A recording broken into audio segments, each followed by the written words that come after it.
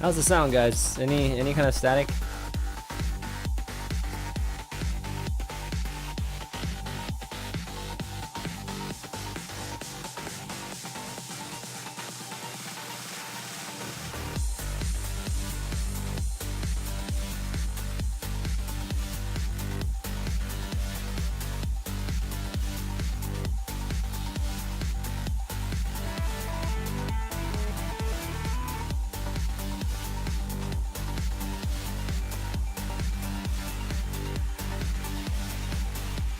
Yeah, I was just testing out the video too, so if it sounds good, we're good.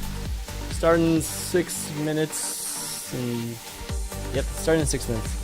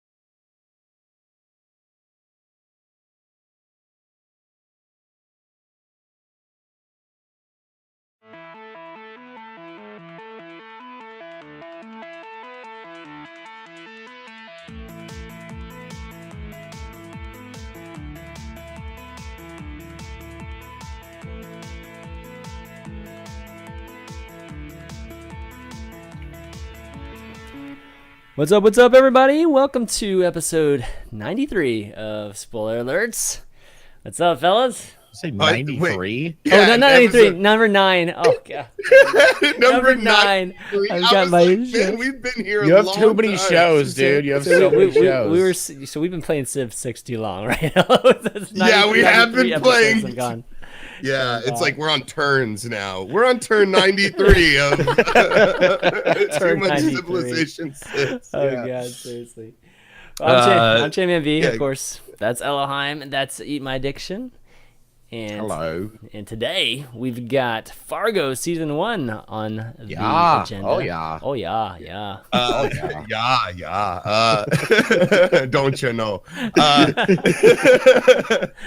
Just for everybody who's new to the show, it is spoiler alert. So the purpose of the show is to discuss these wonderful works of art in an entire capacity, which means we will be talking about the entirety of season 1, and I think we're even involving the movie in this discussion. So if you haven't seen these things and you want to see them, you probably shouldn't watch, because we will be discussing all the good things about it and all the bad things about it and all the in between. But if you want to participate, check out the end of the broadcast. We will have our next, I guess, our little book club assignment, yeah. So check that out, and then join us in a couple of weeks, because next week we're not going to have the show. So after that, please join us in 2 weeks, and we will be discussing that, and maybe you can come along with the conversation and not feel like you're going to get things ruined for you. Yeah, and for this show, if you want to join in the Fargo discussion, you can go to this Discord channel, and Monkey Overlord will be there to talk to you, to get you set up. But if you want to come on and add to the discussion that we're having, you can just hop on the call with us at the end when we do the Q&A sections. And we highly encourage you guys to, because you guys are awesome too. And of course, we don't know everything about Fargo. So Chan doesn't. I do, but I don't know about Chan. I'm pretty learned on the lore of Fargo. Not gonna lie, I've seen the movie like 10 times, I think. No, but Chan's right. Anytime we get a call in, we usually have somebody bring up stuff that we didn't even discuss. You know, there's a lot to talk. I mean, you could write and talk for hours and hours about some of this stuff. So we got 2 hours usually, not even. So yeah, you guys' input is definitely appreciated. I have a rogue mustache hair that is just like in my. I know. I'm doing the same thing. It's the. I'm getting a haircut and like a groom tomorrow, but like right now it's fucking the shit out of me. It's funny. Mine's tonight, and it's doing it to me too. And I'm like, wow. But I mean, with this beard, it's like, I mean, yours is at least a little bit kept. Like mine is not. I don't have that like long one you got going underneath that you tuck in. Yeah, because like right now, I mean, even it's like it's way longer than you think. Like, do y'all ever have that? I can't even get to the ends of like, hey everyone. Can you braid it? You could probably braid that. Well, all right. So everyone who's listening, like on iTunes right now, just imagine an octopus, okay, or a Cthulhu. And that's what we're witnessing right now. Can we just throw a kraken? Can that be one of the words? Look at this. I mean, Cthulhu is kind of a kraken. Then you just kind of part kraken, part god. Twist it up. Yeah. There we go. Nice. And tucked under. And tucked too. Boom! And now you got a little bun at the bottom. Kind of brings a little fucking system. It brings a little order to an otherwise chaotic lifestyle. Right. All right. So should we begin? Yeah. All right. Where do we start with this one? How about how fucking awesome this goddamn show is? Yeah. How about we just start there? Probably one of the best ever. And can I so fucking good. Can I also say that I never knew that Bilbo Baggins could be such a bad person? I was like Billy Bob Thornton. I don't know why Billy Bob and Bilbo in my head combined, and I was like Bilbo Thornton. Billy Bob wasn't a hobbit. That would be a really interesting casting choice for Lord of the Rings. I would actually probably want to go back and watch it. He's got to be Billy like Bob was one of the hobbits. Either a hobbit. I mean, if he played anything, really anything other than a human. If he was a dwarf, it'd be great. If he was an elf, it'd be even better. If he was a hobbit, it'd be the best. Like, I mean, you know what I would like? A dragon with Billy Bob's voice. Ooh, just like redo Dragonheart without Sean Connery. Okay. Yeah. And it's just Just Billy have him- Bob. Just have him cussing at children and shit. I am the remake Bad last Santa. one. I am the lost. Oh my gosh, that would be. God, we're really off. We're really off course. Okay, so let's. Okay, so bad. So we're already kind of joking about Billy Bob. Okay. Have you guys ever respected Billy Bob as an actor? Like, I know that. Yes. Yeah. Okay. Sling I don't Blade. know. Yeah, Yeah, Sling Blade. of course, Awesome. everybody says Sling Blade. Everybody always Yeah. says Sling Blade. But I don't know. I've never really seen a movie. Then again, I haven't seen Sling Blade. Okay, but I haven't really seen a movie where I was like, "Wow, Billy Bob! Holy shit, that guy is awesome!"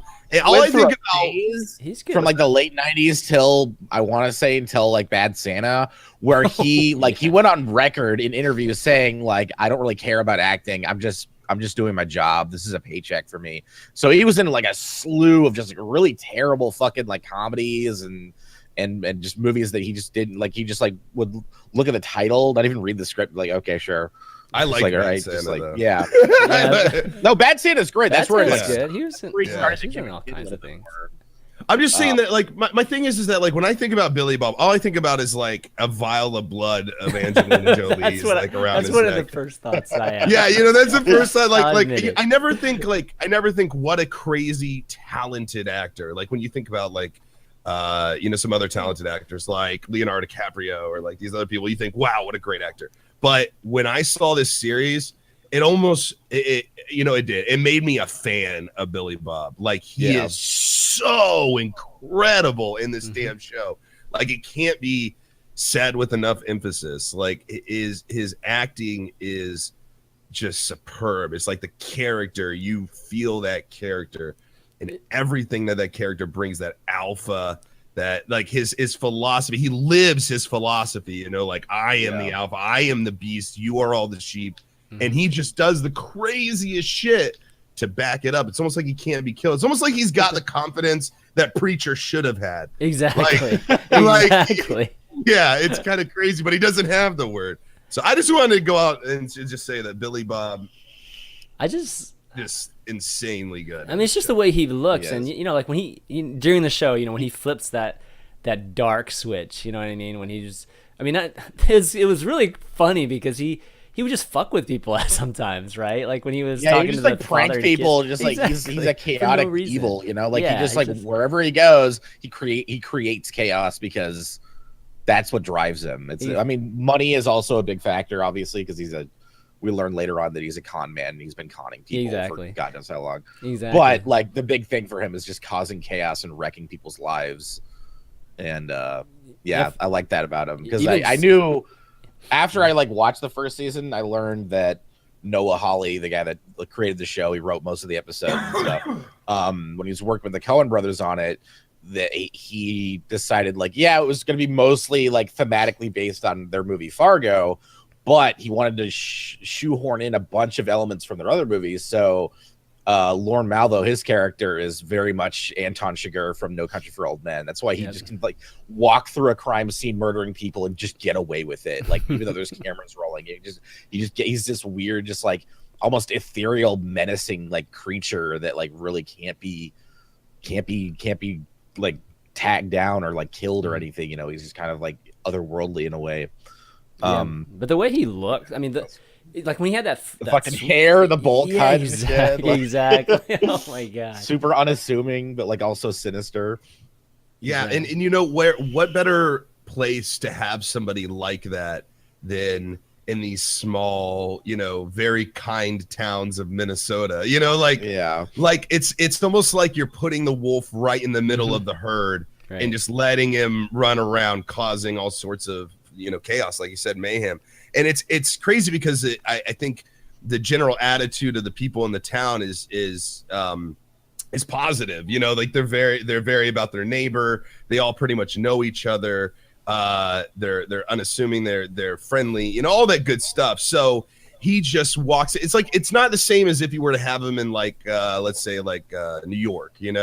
where he walks in there may be a lot other he'd tell that kid there. to piss in the gas tank, and that kid will fucking flip him off and walk away or something. Yeah. But Exactly. but in the middle of Minnesota with all these friendly people that just like give people the benefit of the doubt, neighborly. It's like the devil. He's like corrupting. He's like a this kid in a innocent candy kid. shop. Yeah, He's a exactly. kid in a candy shop because there's very Exactly. few people are gonna go. Wait, I don't have to be friend. Oh, this is actually detrimental. But it just plays off people, man. And I think Diction said it best in that scene where you saw him tell the kid, "Oh, when I got pissed, I took a piss in this dude's car. He didn't run right ever since."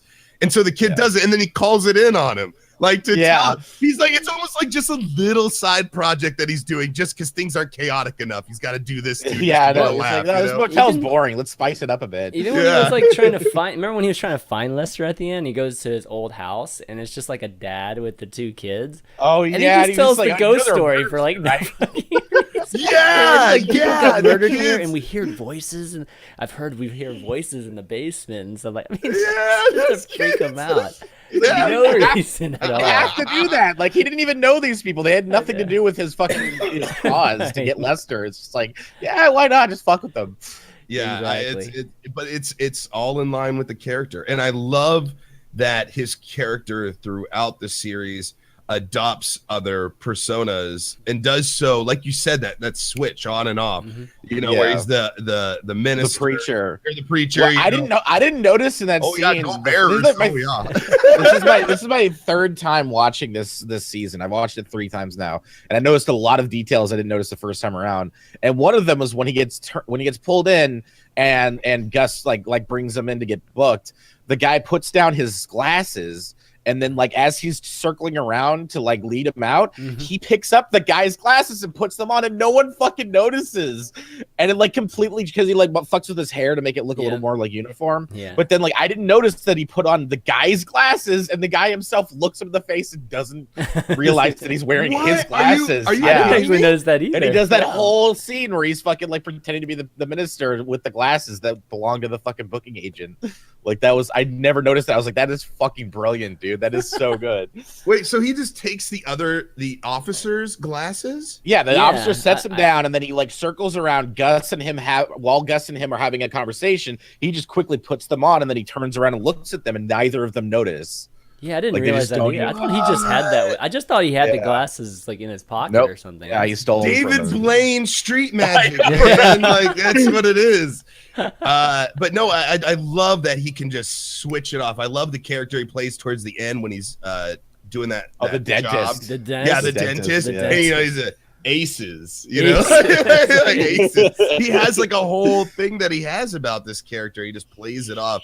And you see good acting within good acting. It's like Exhibit showed up and said, we heard you like acting, so we made Billy Bob do other characters in a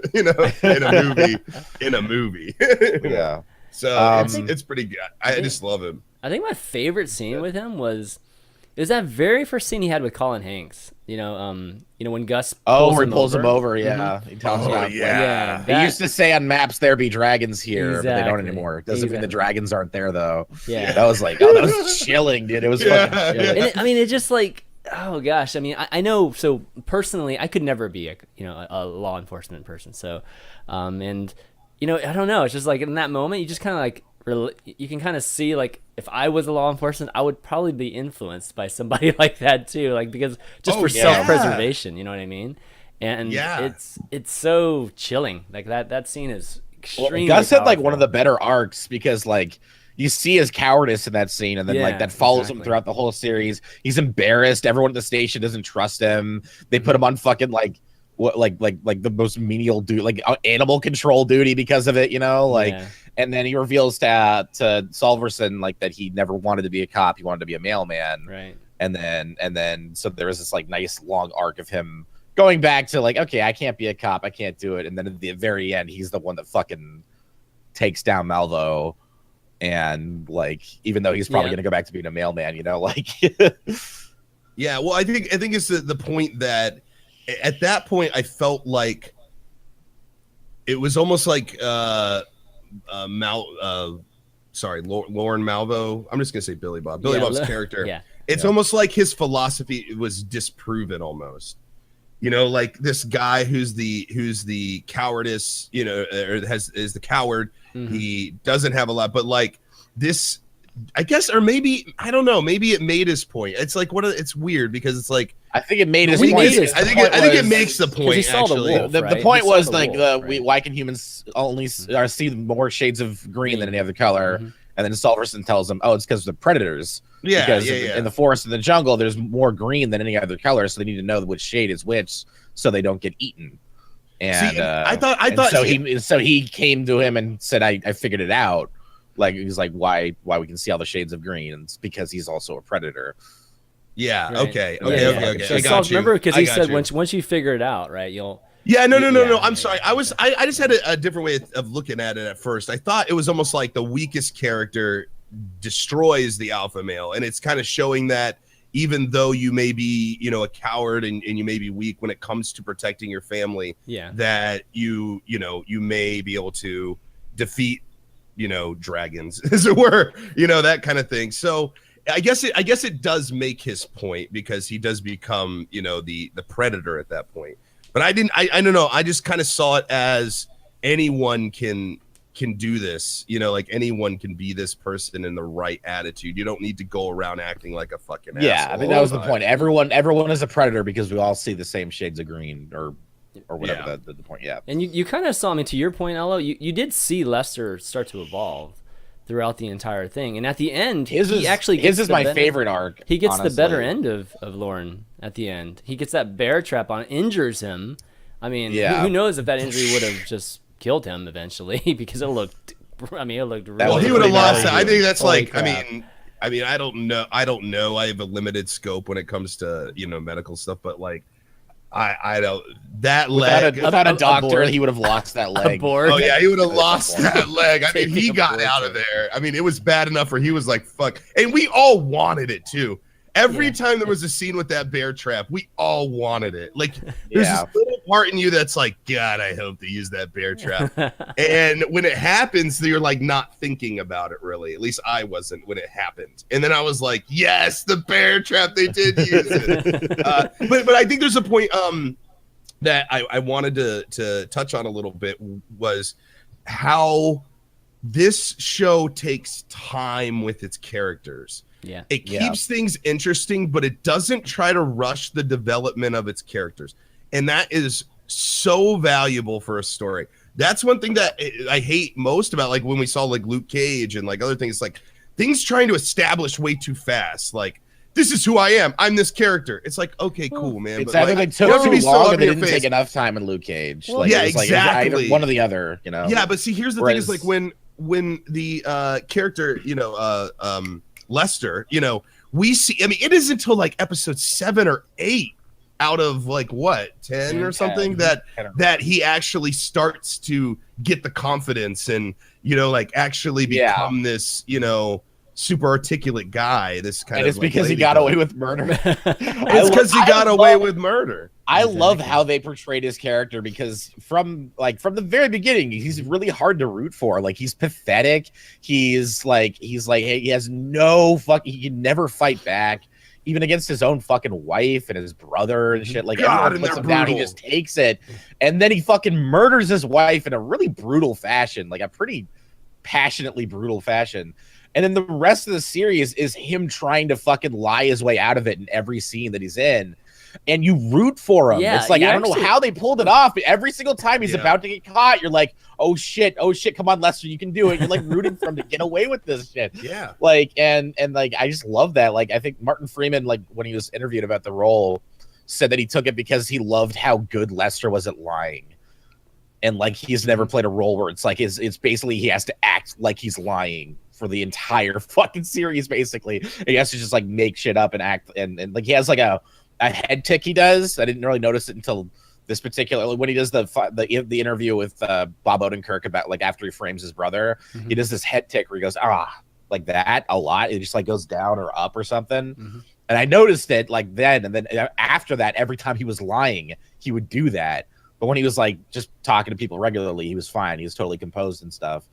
So I don't know. I thought Martin Freeman like fucking stole it. Like Billy Bob was great, but Martin Freeman, like every single time he's on the screen, I was just like enthralled. I wanted to know what he was gonna do to get himself out of the situation.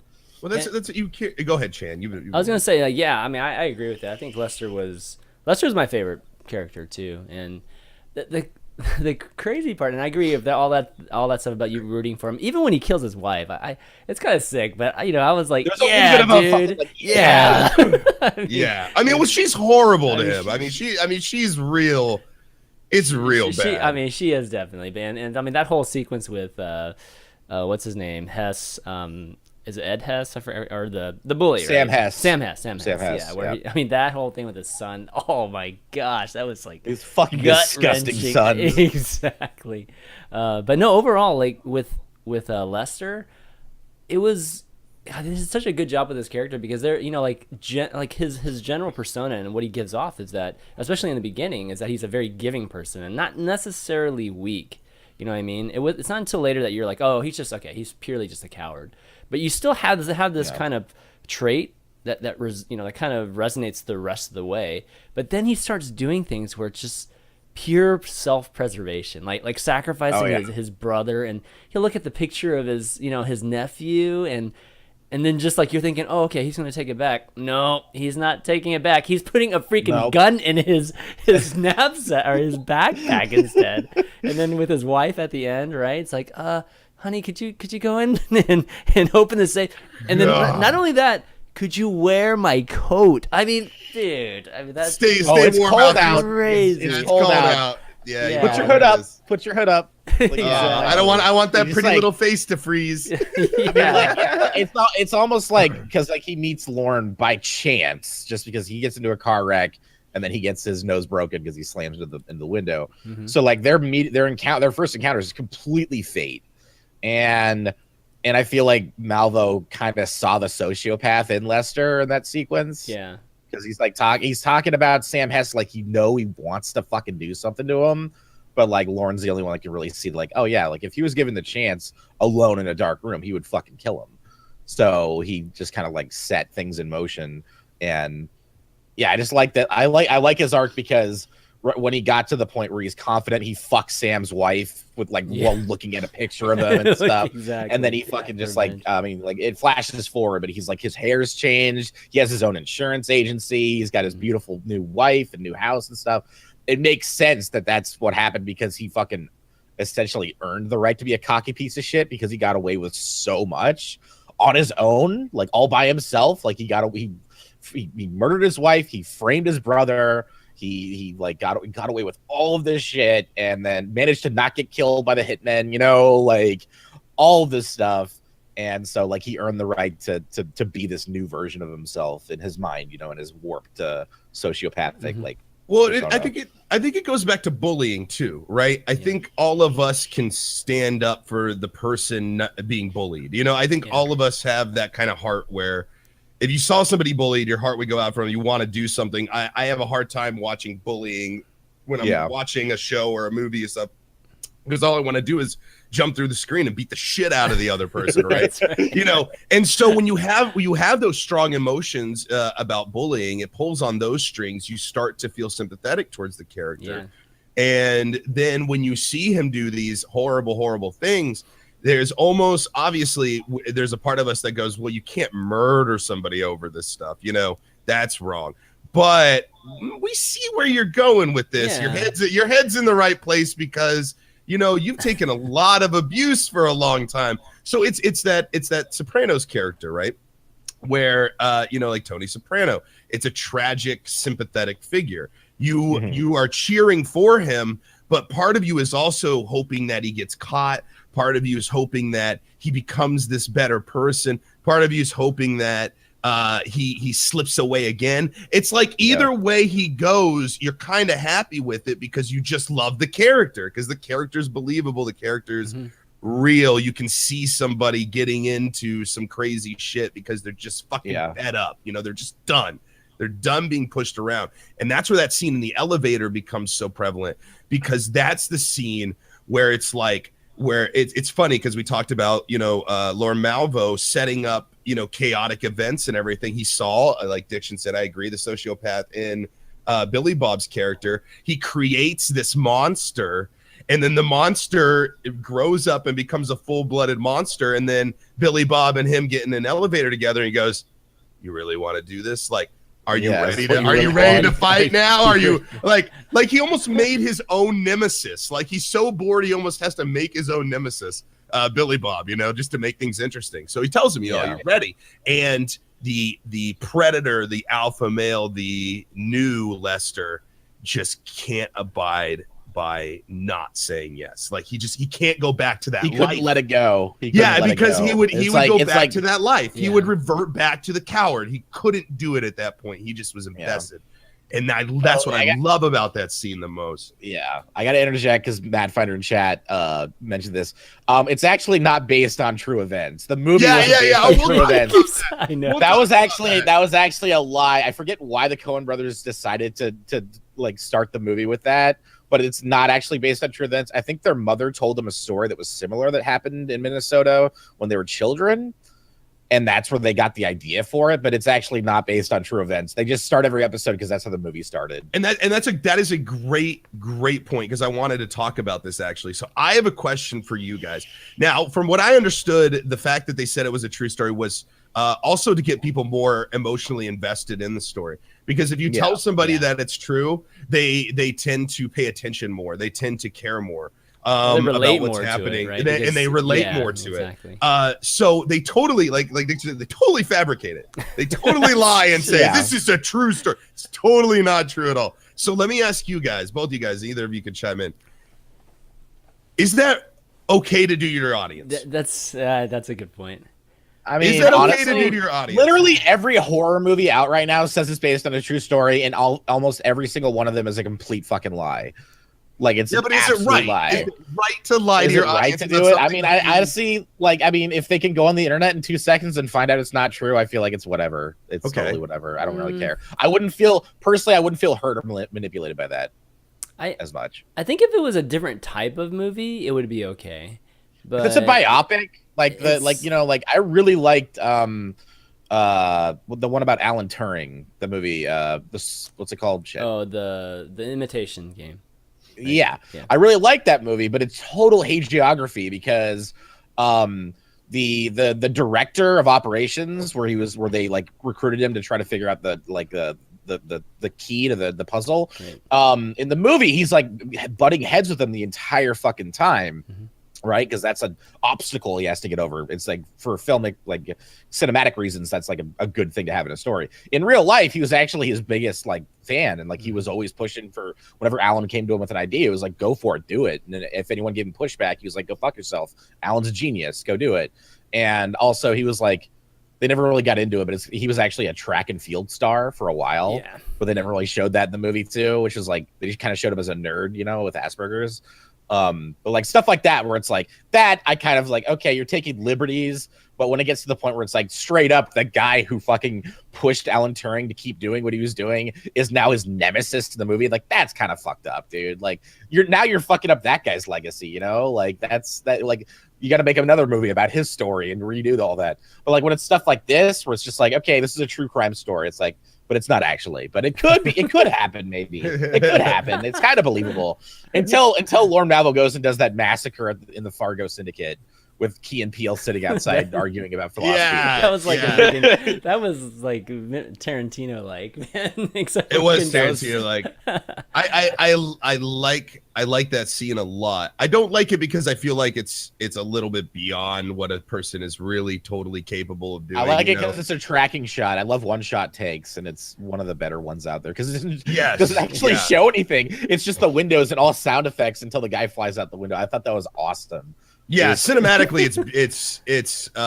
it's a scene that probably took a lot of time and a lot of directing and a lot of work that went into it. I personally, about the true or false, the true story thing, I don't want it to be done because I don't want everyone to do it, but I'm totally okay with it in this situation, just because I don't know. I guess when I first started it, I guess there's this idea of me going, I guess I questioned it so much because I was like, there's no way this is a true story. If it is, they are embellishing. So, of course, I did what Diction said, and I looked it up, and it was like, okay, it's not a true story.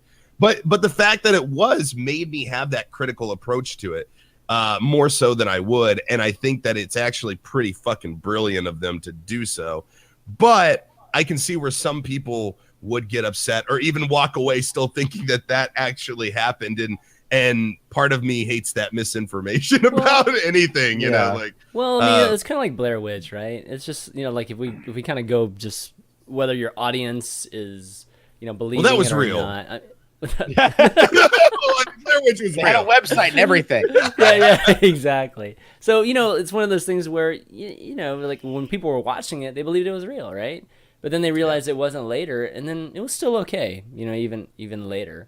With this, it's a little bit different because it's supposed to be a bit ironic, right? I mean, it's like it's Coen Brothers style, right? In a way. So well, not in a way. Like the movie actually had it too. So it's their style. It's their sense of just just their sense of humor. It's this Coen Brother humor. So that's the only reason it worked. If it was literally anybody else doing a Fargo or starting off like that, I'd probably have much more problems with it. And this, I just want to be clear, Chan, this is your first time seeing this, right, Fargo? I saw the movie like long time, obviously 20. But the 20 season, the season, yeah, this is the first time I've ever seen season 1. Okay, so I had seen it once. I think Dick had seen it like 2 times, and then like Chan, 10, you've seen it maybe even 20, like honestly. Oh, really? Okay, never mind. It's one of my favorite movies of all That's time. awesome. Yeah, it's in the Gotcha. top. I was just talking about season 1. Season 1. That was my 3rd time. Yeah, that's what I'm saying. You saw it, so you were going into it having watched it twice. I went in once, ChanManV went in not at all. So just in case anybody's ever like, oh, did you guys know about this before? That kind of thing. Because I think it's fun to hear opinions of people who haven't seen this stuff as opposed to people who have gone back and been able to watch the details again. That's kind of cool about the show too. It's like there's always one of us on the show that's never seen what we do. So that's the nice thing. So it makes the conversation a lot easier. So let me ask you guys this. I think we all pretty much loved the show. Chan, you liked it, right? It was fantastic. Okay, it was fantastic. But what didn't you guys? Was there anything about it you guys just didn't like? And I will start out by saying I didn't like the fish scene. Yeah. That whole biblical thing and so out of. I don't mind the whole biblical thing because I think it came to a pretty cool head. Like I think that the boyfriend getting murdered while he's strapped to the thing. I thought the whole thing was pretty well thought out, and it was a cool way to kind of off a character. But at the same time, I thought that was the only thing that made me go, I'm watching a show. Like most of the time you're in it until that fish scene happens, and then I just got totally thrown out of my immersion. I mean, they explain it logistically the next scene that a tornado went through one of the lakes and picked up all those fish, and that's why that happened. But thematically, okay, so Malvo's fucking with the Chain King, who's deeply religious because he found that the money from the movie, right, and that changed his life forever and everything. And so he promised God that he would worship him for the rest of his life. So Malvo uses that against him and starts fucking with his faith, essentially, and making him think that God is coming back for revenge for what for the fact that he's now kind of a criminal, and he hasn't really been worshiping him the way he promised to. And so that all of that stuff is fabricated, of the locust in the store, the blood in his shower, his dog, all that stuff is completely fabricated by Malvo. And so he finally snaps, and unfortunately Malvo doesn't get the money, and he goes back to bury it. And then what I liked about it was because it was absolutely, I thought it was brilliant because in that moment, his firstborn son was killed in an act of God, in an actual act of God by his standards. He was killed by raining fish from a fucking tornado. Whereas everything else was completely just a prank. But as far as he's concerned, that's the last we see of his character. As far as he's concerned, God just completely flipped his life upside down and punished him for not worshiping him the way he wanted him to. And that's why I thought it worked. I like that afterward, right? And I get all that. And in the moment, it's like it's like the Yes. raining frogs in the end of Magnolia. It's like, okay, there's no explanation for that. It's just raining frogs, you know. But yeah. So like as it's happening, you're like, whoa, this is getting like extra weird, even for a Coen Brothers type production. But yeah, but it gets even weirder in season 2. It gets even weirder in season 2. It gets way weirder, yeah. But we'll talk about that another day. But yeah, it was one of the few scenes that I went like, what? Like what am I really watching here? And I love the addition of that, like an act of God, just like you said. I love that because it is almost like, wow, Malvo was fucking with them all along. Hey, maybe God really was okay with it. Like maybe God really did want to punish this guy. It's kind of miraculous how he finds the money, and I'm assuming that's the money that was buried in Fargo, right? That's the money. Yeah, which doesn't make any sense because he finds it 2 years after. And I mean, I'm sorry, like it's cold up there, but it's not always snowing. He buried it in snow. Snow melts in the spring. Like someone would have found that by then. Because like he even finds the ice scraper still standing up perfectly. Right, exactly. Yeah, okay. I didn't even think about that. But it's cool that they at least tied in the movie that, like, you know what, this fucked up situation has continued to produce even more fucked up situations. Yeah, and it's all kind of that everything that bad can go happen will happen. You know, that Murphy's law, like when it's like almost like that money's cursed, almost. You know, to a degree. But anywho, I just thought that was kind of a weird moment. But apparently that can actually happen in real life. Oh, that's happened before, Yeah, the fish thing can actually happen. Yes, it can happen in real life.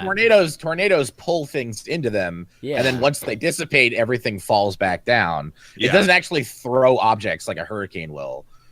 So if a tornado becomes a water spout, if they're hapless fish near the surface, they'll get sucked into it and then just dropped wherever the tornado ends. Yeah, I actually looked this up. It does happen, which is insane to think about.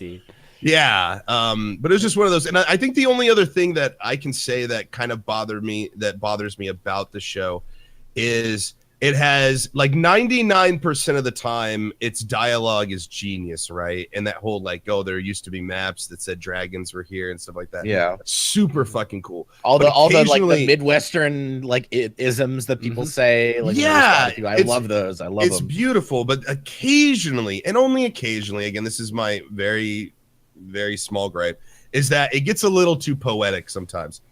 And with characters that don't necessarily have that kind of like rapport with you yet as a viewer, like the one guy that like randomly stops and talks to Tom Hanks' son. What's his name? I forget his name.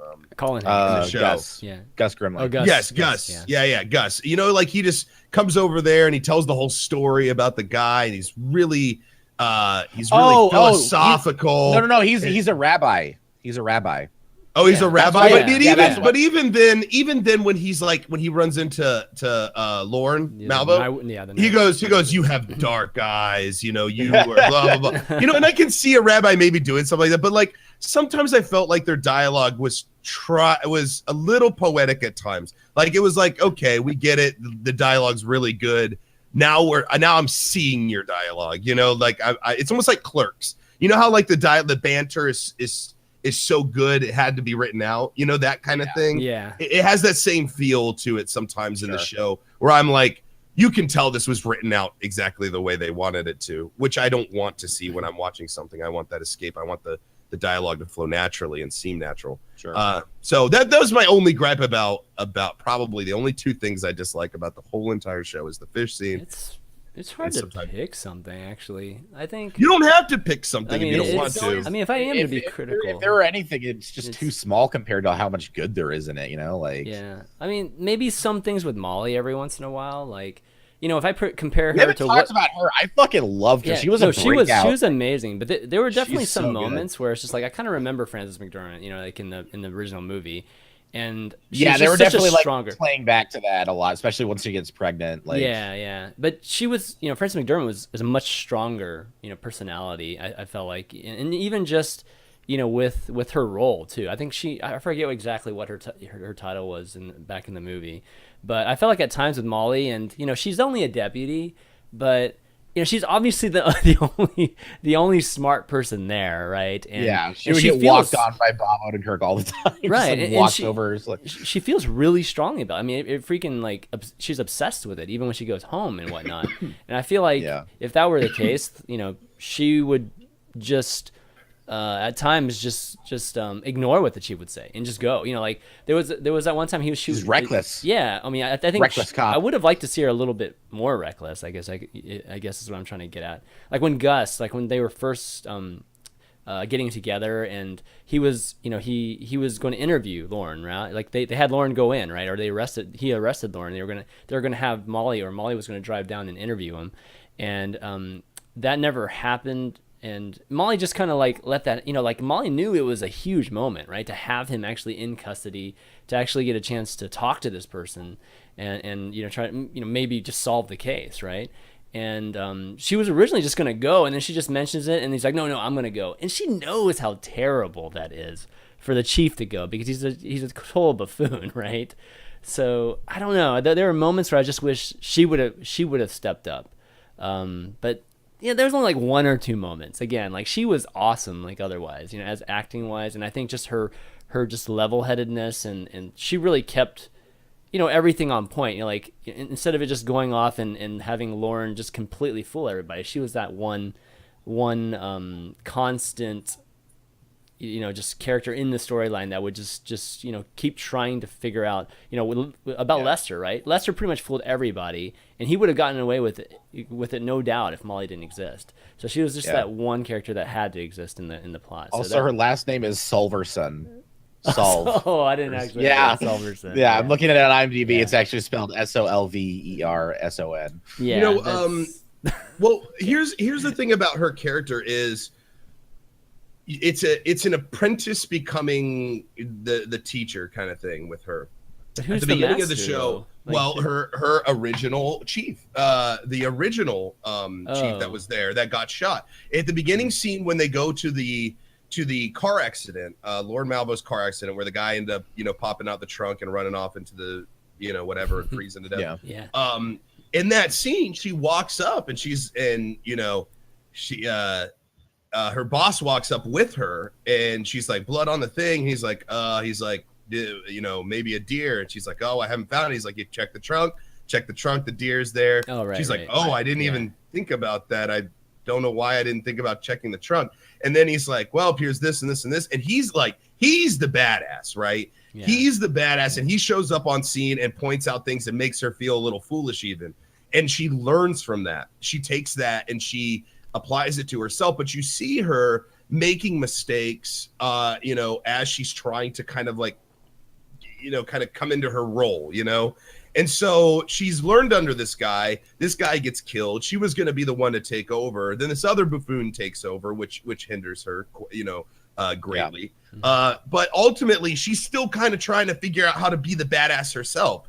And by the time she has the kid and, she comes back on the workforce later in the season, I think she's like figured it out, right? She's so much more confident. She says what's on her mind. Like, she doesn't let shit get in the way. She stays on it. She's smart, right? But like at the beginning, you have that shaky whatever. But you know what?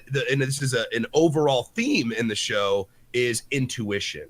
And that's why you have these cops that are female that are such like powerful roles and get things done in Fargo the movie and Fargo the show because of the intuition. Everybody has intuition in that show. You'll see it. They'll just go and they'll check something or they'll do something, but the women way more than anybody else. She went. I mean, what are the chances of her checking behind the dryer?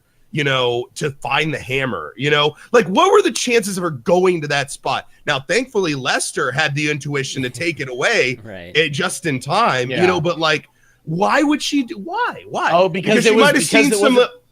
No, yeah, it wasn't like against the wall. He pulled it against away from the wall, so it looked suspicious. I know, but at the same time, but why would she go behind it right to the spot? Like it almost took no time. I would hide the weapon if I murdered someone. But I still think intuition is the main factor there. Seriously, I mean, come on. The hammer should have been in the bottom of the lake. I mean, like in that frozen lake or so. I mean, something. Yeah, but Lester's not exactly a career criminal. He's pretty fucking he's stupid. Most of the time, he gets away with shit with his blind luck and just like because people are so unassuming. Like how he gets the hospital sequence, that elaborate escape and return where he like fakes that he's the guy that's all bandaged up in the next bed and stuff, and like it's like a really long sequence, but it's like completely dependent on people just being completely oblivious to him. Like it's so good. Yeah, I don't know. I just my point was that I think that intuition plays a big part in the show, and there's no either by myth, legend, or realism, there's no one with better intuition than women. And so they follow that gut feeling. They follow that intuition in both, again, the movie and the show. And it leads you down all sorts of different paths. But they're almost the only characters that stay, that have the fortitude to stay on track. Like everybody else gets distracted with other things and doing stuff and starting a life. And like even, the chief guy is like adopting some kid from Africa and his focus is on that. But she, even though she has these other things in her life, her job is her priority. Like she's obsessed. That's what she does. And she can't let this thing go. She feels it. She feels it that it's wrong. She feels Lester's wrong. She feels there's something there. She just doesn't let it go. I think what was interesting also about her character, or the most, the thing I did like about her character was just that feeling you had that she was physically weak. Like if she came in, if she crossed paths with Lauren would kill her like almost instantly. Like at least you got that feeling, and and they played it up too. Like especially at the end where Gus was telling her not to go out there, and it just reaffirmed feelings that I had just during the entire thing. It's just like if they ever cross paths, that would be really bad. And there was one scene where when I was watching it, I thought it was like super cool, like the whole snow scene. The outside, where she ends up shooting the deaf guy or whatever, and you kind of think that she shoots Lauren at one point, but it turns out it's just the deaf guy, right? But that whole scene, I think stylistically was done like super well. Like it was visually, it was very impaired because it was out in the blizzard, and it was cool that they couldn't see each other, and everybody was literally standing probably a few yards from each other, and they didn't realize it. But then I was just like, what purpose did Gus have shooting Molly? Like, was there any reason for that? Oh, he just straight up didn't see her because it was a whiteout. I know, but like, was there purpose to that? I guess in the plot, I feel like it kind of brought them closer. Okay. In the end, like it also kind of like reaffirmed his belief that he shouldn't be a cop. Oh, okay. Like he definitely should not be a cop. Yeah. Yeah, that was definitely the straw that broke the camel's back on that one. Otherwise, I think that it did tend to show her level of competency. I mean, she did, even though it was a blizzard and everything, take out a guy with an assault rifle. If I were to walk into a blizzard against a dude with an assault rifle and come out on top with a handgun, fuck everything. I'm a god. That's really tough to do. Now that person wasn't expecting her. Who knows what you were expecting in those kind of conditions. But I think that scene. And I don't think I appreciated it as much the first time I watched it as I did the second time, where you finally see, these dragons battling it out. These three dudes who are alpha males, they're finally and you see how crazy Lorne Malvo is, like what kind of level he's on, where both of these guys come at him with assault rifles, just unloading on his car. He's in a car. He escapes the car, kills one of them, and gets out of there.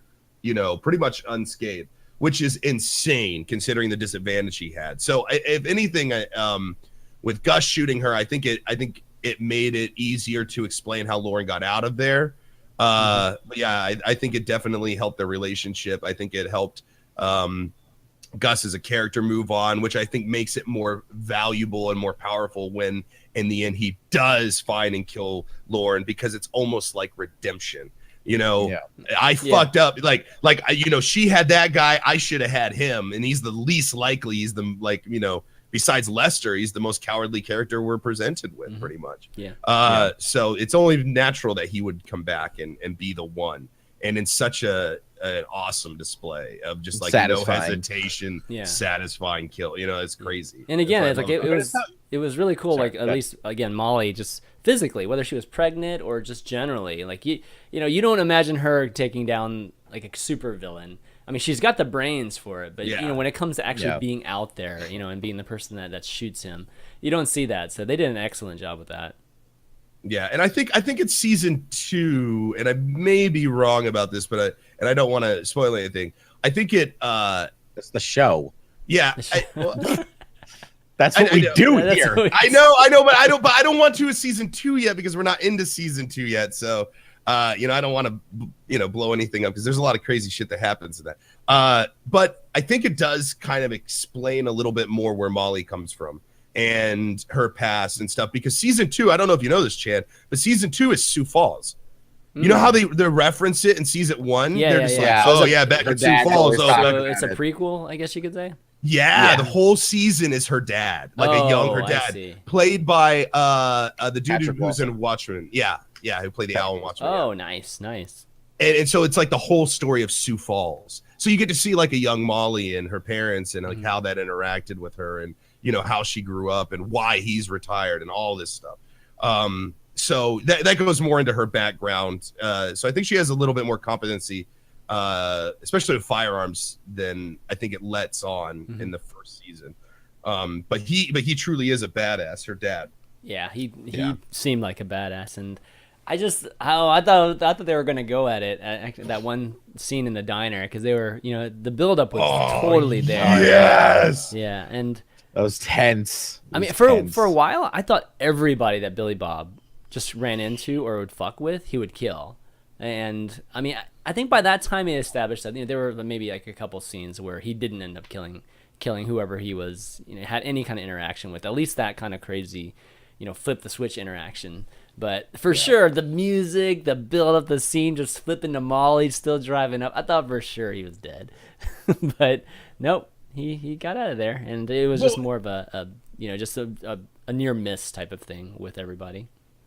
It was the contrast, right? It was the contrast in the way that Lauren talked to everybody else in Minnesota, basically. And he was using that same, oh, I'm just a nice guy. I'm here out of town visiting my friend thing. And he started to use that, and it was just, her dad was just totally unfazed. You know, it was this moment where we as the audience knew this conversation that was happening underneath the conversation that we were hearing. And this was Lauren recognizing another alpha, you know, like another predator. And he just didn't fall for any of his little like tricks. Like, you know, oh, I'm from out of town. Well, I would call him, but I want to surprise him, you know, like, oh, he's like, well, sounds like you're in a pickle. You know, he's just not falling into any of it. And it's like, yeah, I think at any moment, either of those two dudes would have gone at it and it would have been fucking insane. But I like the fact that they didn't. It's like they almost knew without saying exactly what they were, and so they kind of parted ways. I think that's why Lauren didn't kill him, because he knew that this would have been a scuffle. You know, like he didn't need this scuffle right now. You know, he needed information. Could have been killed. It could have been a self-preservation thing too for him, right? Yeah. I mean, it very well could have been. You know, so it made that scene so intense that I don't think you need to kill the dad. I think that you get all the feelings that you want out of that scene when it's happening, the tension without the, you know, explosiveness of some kind of finale. And that's kind of what the show's about anyways. It's about the journey. It's like, it's not about the ending really to me. I mean, there's few things happen in the end. You're like, oh, crazy. But like Lester falling through the ice, come on. It's kind of a shitty ending. It's like, it's kind of lame. I'm just kind of like, bah. But the thing is it's the journey. It's everything that leads up to that moment where you just finally see this guy's just fucked. He's run to the he's run out of places to run. You know, he's lied himself into the ultimate. I like that. I like that more than him getting like shot or just plain arrested. Yeah, like, I felt like it was good comeuppance because and early in the show that was almost his fate already when the hitmen were taking him out to like throw him under the ice. Yeah. So, but he escaped that. So it was kind of like he escaped by punching the cop in the face. That was awesome. You know? So he was so smart too, Lester, right? Like he knew instantly to punch the cop in the face because that would get him arrested. Yeah, no, he did some stupid shit that was actually secretly brilliant to get himself out of these situations. Oh no, he was great. I mean, he was a smart guy. Lester, when he started to get his confidence, you were starting to see his potential. When he's You the only know, guy to solve now- the riddle too, right? I mean, that was kind of the whole point of him being, when they were the whole fox and Yeah, the he- typical riddle with Bill. the boat, right? I mean, everybody's heard that riddle. Yeah, and he gets it like right away. He just like asks Exactly. one question. Can I go backwards? Okay, then this is how you do it. Like Yeah. he's a problem Yeah. solver, but it's usually it's always his own problems that he has to solve, basically. Mm-hmm. Well, it's crazy because even in even more depth into the character, that he essentially became everything he hated.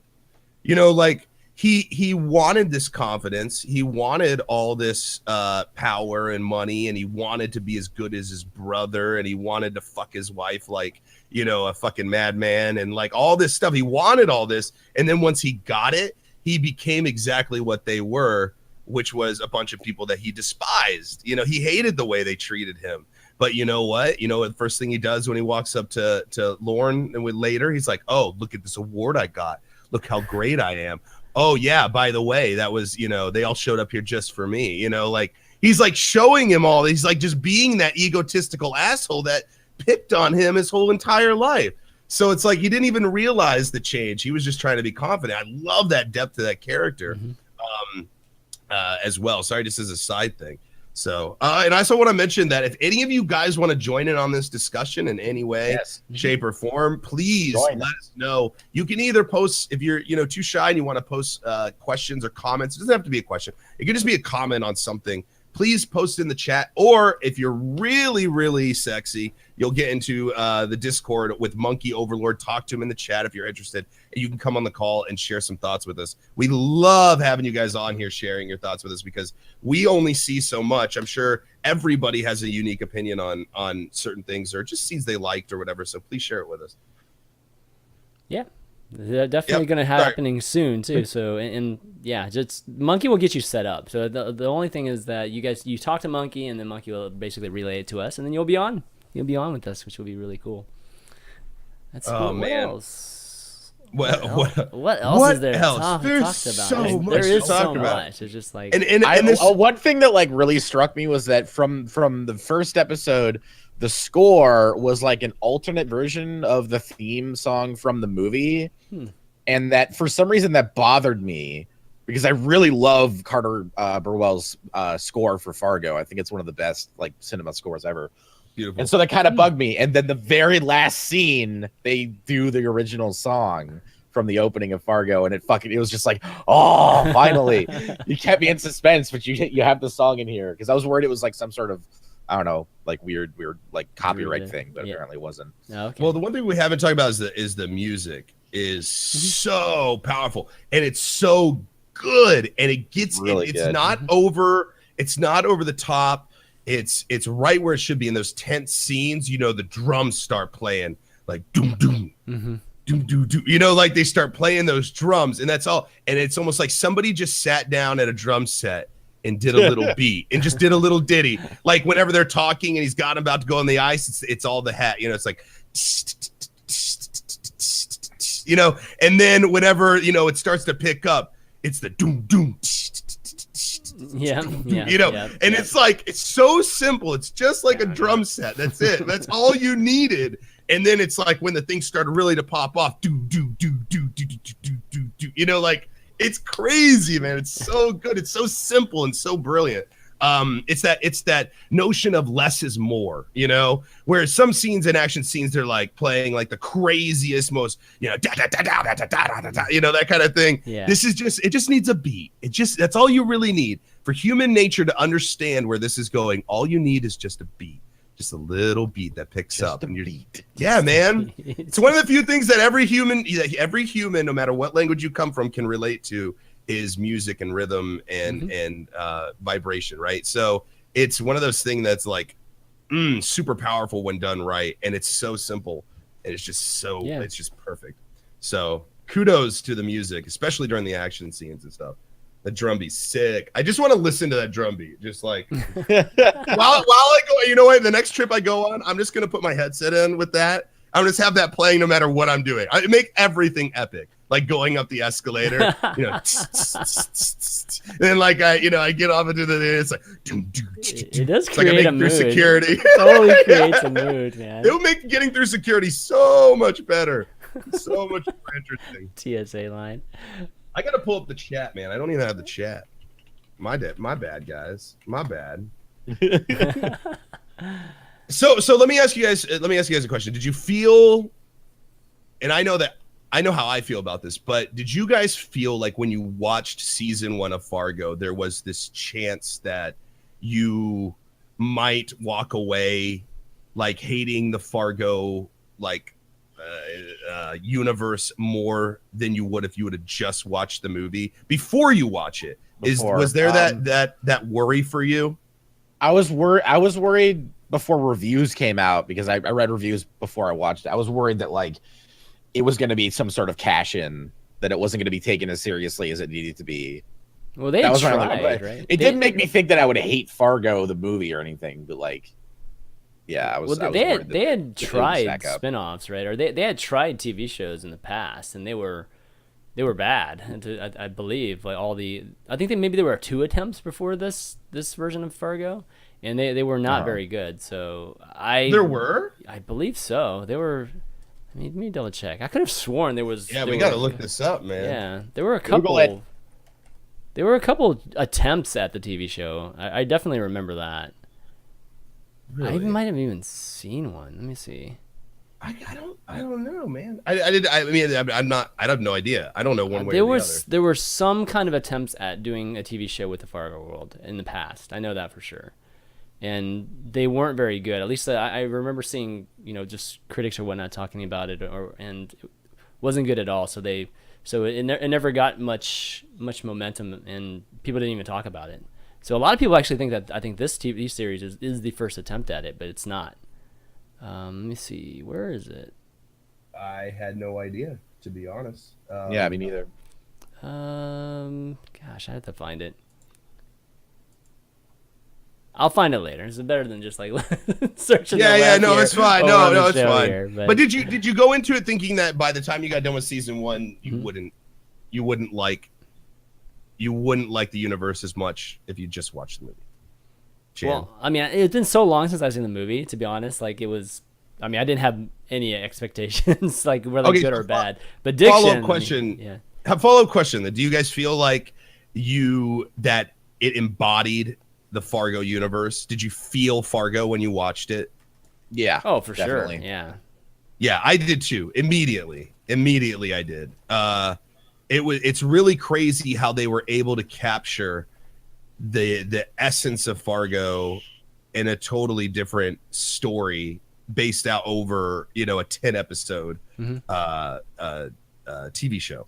Like that is so hard to do sometimes, and people fuck it up so often when they try to take movies to shows or vice versa, that it's so nice to see somebody actually do it well.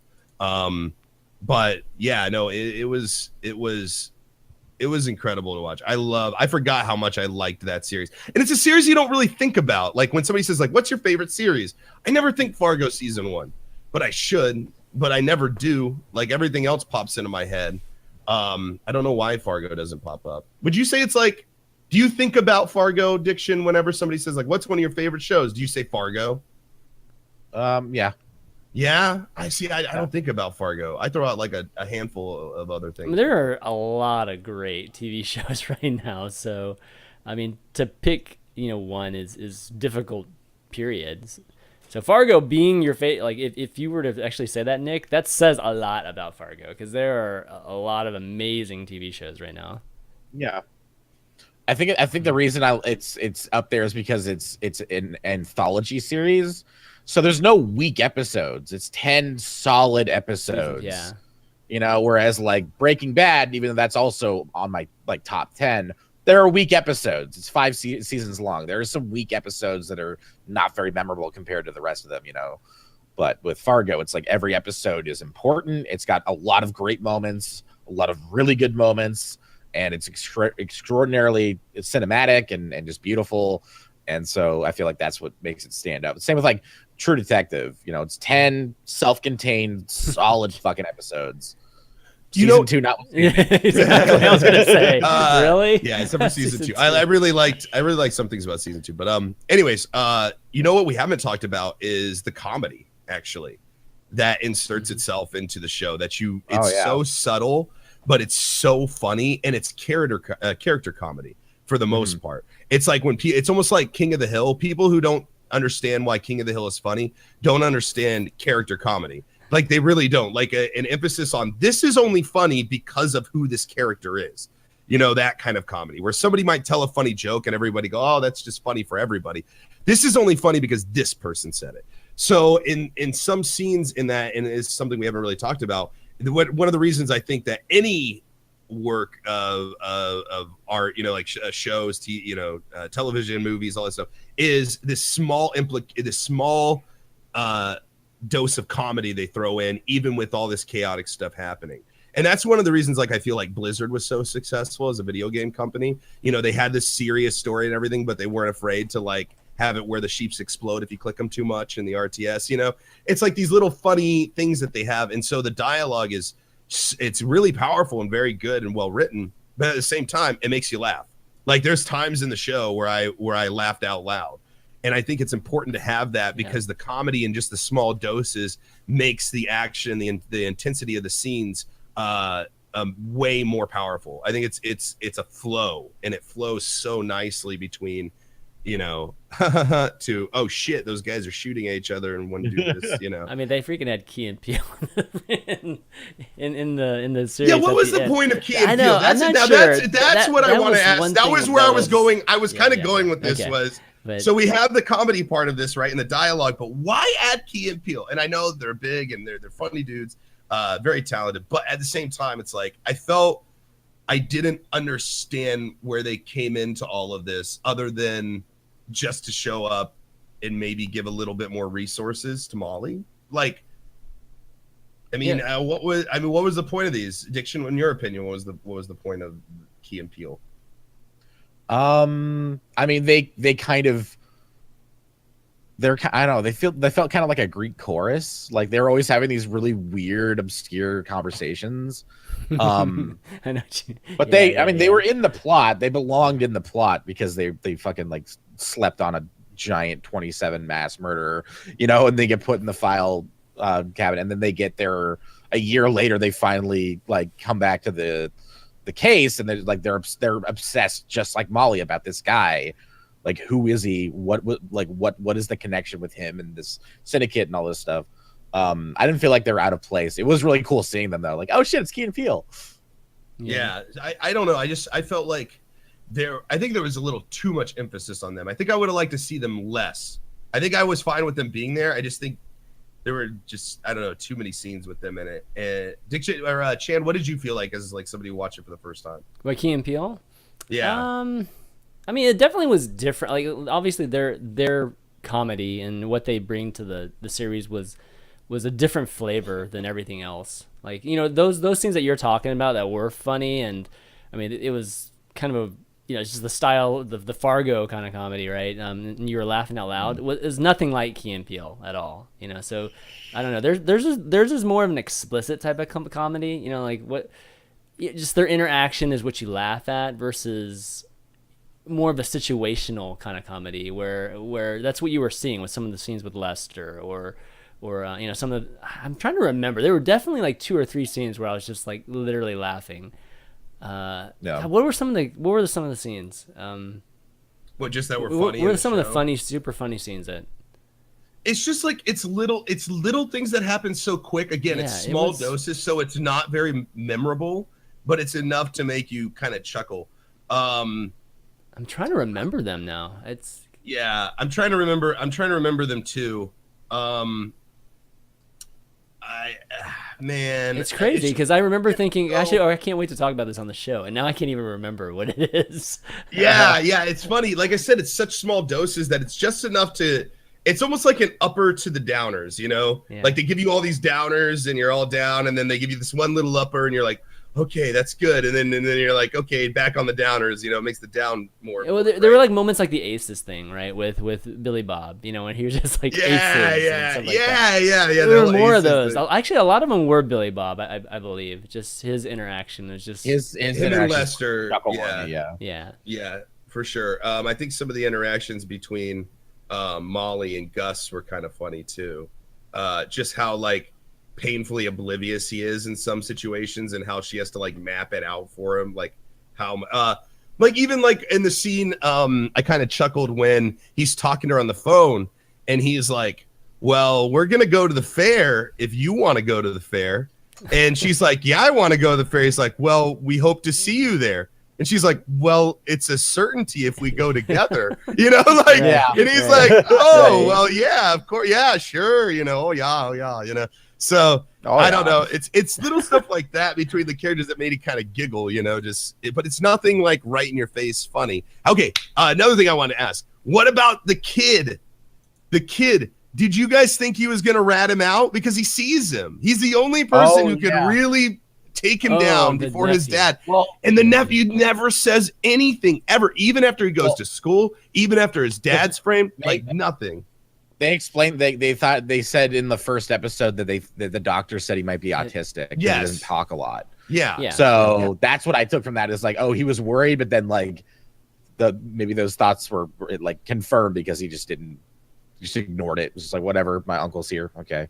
Maybe, but at the same time, he's so assertive. Like there's scenes where he asserts himself, even with his autism. Like he just says it. Yeah, like he tells his parents to be quiet while he's watching TV. He does language. Language. Oh, language. You know, language. That's what it was. Yeah. You know, and his dad even looks at him like, "Who the fuck are you telling me language?" You know, like. But the thing is, and they don't stop him from that.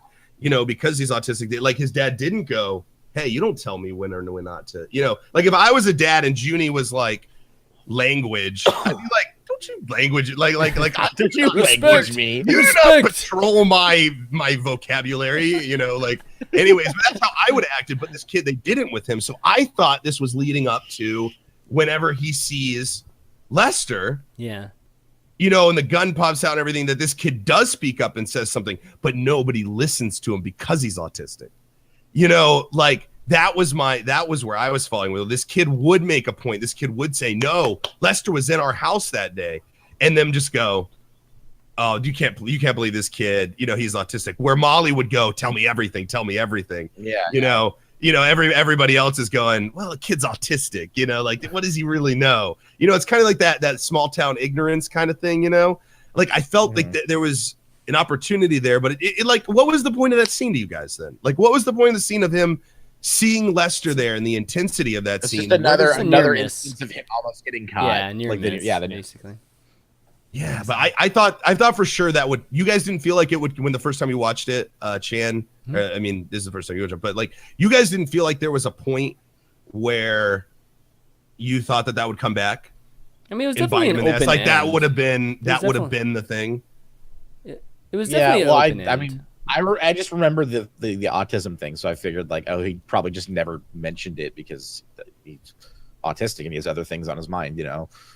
Like it was just like didn't even matter to him, just like, oh, Lester's here because Lester comes over sometimes. Oh, he was here, whatever. Yeah, like he just wouldn't make that connection, you know. It kind of sets it up too. It almost sets it up a little bit too when you first he opens the door for him and Lester and his wife like in the very beginning, right? And then he shuts it. Yeah, he shuts it on them. Yeah. I mean, so it already set like some precedent with the kid that he just like doesn't give a shit about anything outside of his own world. So he probably like that's what I reasoned was like he just doesn't care. Mm-hmm. Okay, maybe I can see that. That's why when he's watching TV, he would yell out and be like language, you know. Like, but it wasn't even like be quiet though. It was like language. I don't know, man. Like it was like a normal kid would do. Sometimes like with autism, when you're a parent, you give them rules, you know, like that they need to follow them. It's a lot harder for them to stick to them. So you got to make them simple. So language is one of them. Maybe he used to have outbursts where he would swear a lot, and so they made a rule, language. And so then with autism, that rule applies to everyone when you have autism. Like that rule applies to everyone, not just me, because that makes them upset. So that's so like if there's a rule in a house, everyone has to do it, or else like a lot of the times the autistic kid will be upset by that. It's like, why do I have to do it if you're not doing it? So that's what I got from that. Yeah. Okay. All right. That makes a little bit more sense. The other thing, you know, speaking of kids, the two boys, I like the descriptions people have for each other in the show. Like their mom calls them, oh, they're just a couple of wolves, you know, like they're just animals. And that's like, if I could see the manifestation of two wolves and people, like two young wolves with their dad, who's like the alpha male wolf. You know, it's like I can see that animal manifestation of two wolves and these two boys. You know, because they are kind of like that. They sense blood, they sense weakness, they get a little riled up, you know, oh, you want to fight? Oh, you know, that kind of thing. But they're stupid and they're playful too, you know, they're just idiots. I love, like I said, I just love the description of that people have for other characters in the show. Like next time, if you watch through it, just pay attention how people describe each other. And it's almost always animalistic. It's pretty interesting, actually. So, but anyways, I digress. I feel like I've been talking for a while. Was there anything else that you guys wanted to touch on with the show? Anything that you guys, when you were watching it, you went, man, I really hope I bring this up? Because there's always, whenever we get done, I always find myself going like, man, I totally forgot to talk about this, and I forgot to talk about that. So when we get to this part, you know, almost an hour and a half in, where it starts to kind of slow down, is there anything you guys wanted to talk about? Because now's the time. I don't know. I feel like we've covered. Yeah. I mean, I guess for folks that haven't watched it, like after watching maybe 1 or 2 episodes, you just know it's good instantly. You know, like, cause I messaged you guys after I watched like 2 episodes, and I was like already saying, oh my God, this series is awesome. I messaged these guys like on Skype or something, and you'll get that feeling like immediately, especially if you love Fargo the movie. If you love Fargo the movie, there's no question you're gonna instantly love this. You'll dig it. Yeah, totally dig it. Totally. Okay, so why don't we take some questions from Twitch chat? If I think Monkey's trying to work with one person to get on here, just with Discord and whatnot. But in the meantime, if you guys have any questions, go ahead and put them in Twitch chat, or you can tweet me at ChanManV or one of us, and I guess any tweets will take precedent over the Twitch chat. Sure, go for it. There is a question, hold on, in the chat from New Age Films. It says, is anyone else turned on by these 3 hot-ass men? No, just me. Alrighty then. I would like to say that I myself am attracted to 2 of them. Sorry, ChanMan. I'm just not into options. It's the beard, right? It's gotta be the beard. But I want to say that I agree with the sentiment of the question and the essence of it. I feel like there are 3 hot men here. I just only see 2. That's all. Oh my God. I'm turning him off right now. Listen, no, God, he's in control. Here we go. You know what's coming. I'm gonna get muted. You know what's coming. Oh man, there it is. All right, there it is. Damn it! Now I'm in what is it? Boy Meets World picture. My Boy Meets World picture. Here, put it back up. Put it back up real quick. For those of you who are listening to this, there's a picture of me, and it looks like I should be on the cast of Boy Meets World. Like I should be Corey Matthews. That's his name, right? Corey Matthews? Corey. That's right. God damn it, man. Right. Actually, serious question. What did you guys think of how they took out Dawn? That was an awesome. He's Glenn Howerton from It's Always Sunny. He was like the lackey dude that Lauren was using. I briefly talked about it. Yeah, the whole. I thought that was awesome. Yeah, I thought that was just, like such a. Like I just love where he's like talking about the money with them, and he's like, he's like, do you have a like a cupboard that locks or whatever? Do you have a closet that locks? Like, yeah, over here. And then he just keeps talking to him. It's like, you had a drill. He's like, oh yeah. And he's just like, can you get inside? He's like, okay, sure. And he just keeps talking to him about like what he wants to do with the money and shit. And he's like, starts locking him in. He's like, did you mean to lock me in here? What do you think of 60-40? I don't want you to lose focus. I want you to stay fresh. That's why I need you in here. What do you think of 60-40? I mean, it's just like, what do you think of 60-40? And then like he fucking has them all taped up. He's like, 60-40 doesn't work for me, by the way. And then they're just that whole fucking just like with the classical like ballet music and the fucking bullets flying. And he's did just, they like, shoot up and he can't do anything? Did they shoot way too many times at that guy? I feel like he took like 100 bullets. No. Holy crap! Like, listen. Let me explain something, okay? People who are on a local police department SWAT team, and I know this from experience. I know this from hanging out with these guys. I know this from my sister trying to become part of SWAT. Like, those guys get so hard at the thought of taking out somebody or busing into a house or doing a mission or whatever. Okay, I call it a mission. It's not really a mission, but basically these guys live for this shit. Okay, if they're on the, so they're not being paid like extra or anything. It's like not, I don't think you ever get, maybe some people do, they get paid extra, but like at least not in our police department, I don't believe. And the thing is that these guys just do it because they love it. So whenever those people walk in, first of all, shots have been fired from the house while they're there. They're tense. They're thinking, whatever I see, if it's got a gun pointed at me, I'm going to blow it up. And those guys go in there with adrenaline, with that intensity, with that kind of passion for what they do. And they see a guy that with a gun in front of them, and their whole training has taught them this is the moment you shoot, you know, like this is everything you've worked up to has come to this situation. So all those guys, like they're almost like peeking over each other's shoulders trying to shoot. Sometimes like it looks like those guys are ready, man. And so when they open up that thing and they see the gun, is a gun, the first person who fires the bullet. It's a lot of times like that. And you're told to shoot to kill. And that means like you just unload on that motherfucker. You make sure you don't take any chances. That's why you find like in a lot of these cases, crazy, where officers do have to open up fire, you do find, you know, dude was shot 46 times plus, you know, something like that. It happens a lot because you know what? You watch too many movies where you shoot the guy twice trying to be cool, and then he just has enough, you know, whatever to pull out his gun and shoot you one last time. They don't fuck around, man. They're going to shoot you, and they're going to shoot you over and over and over again. That was realistic. That wasn't like just cinematography. That was what happens, man. They all will unload on your ass. Now, let me ask you a question. What would you do in his situation? What would you do in his situation if you were tied to a thing with a gun? You know, like you are, and you can hear the radio chatter of the people about to bust, and you know you're fucked. What would you do? I know what I would do, but what would you guys do?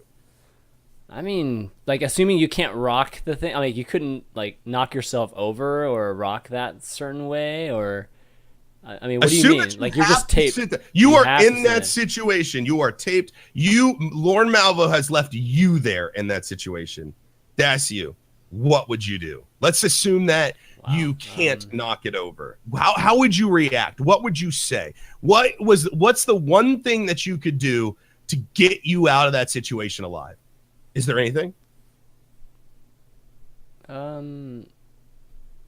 mean, you could say I give up or something like that, but I don't think that would even stop them. Like, I don't think vocally you could stop anything if you have the freaking shotgun pointed at them. Exactly. Vocally, I don't think. I think as soon as you yell anything with a shotgun taped to you, you're fucked.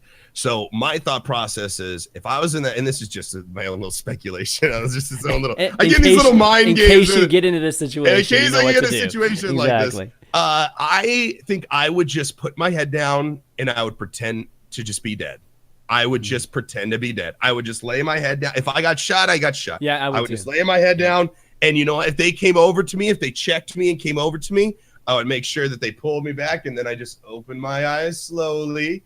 And then I would be like, you know, I would just try to be as cool as possible, because that's the only way to get out of there. And the only way you can act cool in that situation is pretend like you're not conscious, because anything else is you're fucked. But I think that's the only method you could approach them. Maybe Chaz a different idea. No, I think that's probably right, because they did come in with the shield first, right? And so there is at least a second of trying to comprehend what they see. So if you look like you're dead, or you look like you're sleeping, you know, something, you're knocked out unconscious or something like that, at least maybe a few of them won't fire at you. Maybe only one of them will shoot you, but not the entire slew of people. Yeah, well, no, if one shoots, they're all shooting, by the way. Like, no, you're fucked. I'm not, you're likely still fucked, but I don't know. I thought it was just a weird, it was such a clever way to kill somebody, right? And get away and walk away and not really have to deal with anything. Also, I like that he stepped in front of the shotgun, you know, like on purpose, leaving the shotgun without ammunition, knowing the desperation. This is another situation where I'm like, damn, what would I do? Would I pull the gun or would I not? And the thing is like, you have to pull the gun. You have to pull the trigger. If there's even a 1% chance that he might have loaded this, you have to pull the gun. Like, you can't not. So like, he walks in front of it knowing that this guy has this choice, you know? Yeah. He's just fucking with them. He's said, just then he said, he's "I'd just be still offended if fucking you with him. didn't." Yeah, he's like, it's okay. I wouldn't be offended if you didn't try. You know, Yeah. it's so again, it's just these little things that he does about the character. Again, going back to Billy Bob's character, that's just absolutely insane. I do like also the Key and Peele when he died, how he's like, "Is this a dream?" You know, when he asks that, like right before he gets shot, basically. He's like, "Is this a dream?" It's like such a weird thing to say, you know, like. Well, no, he was talking about like it was because like The guy wasn't there, Key like constantly like asked these weird philosophical questions about like the nature of reality, and before that happened, he was asking him like, what if we're in someone else's dream, or what if we're still inside our own dream? And then like he sees him coming up, and he's like, oh shit, it is a dream, and then they die.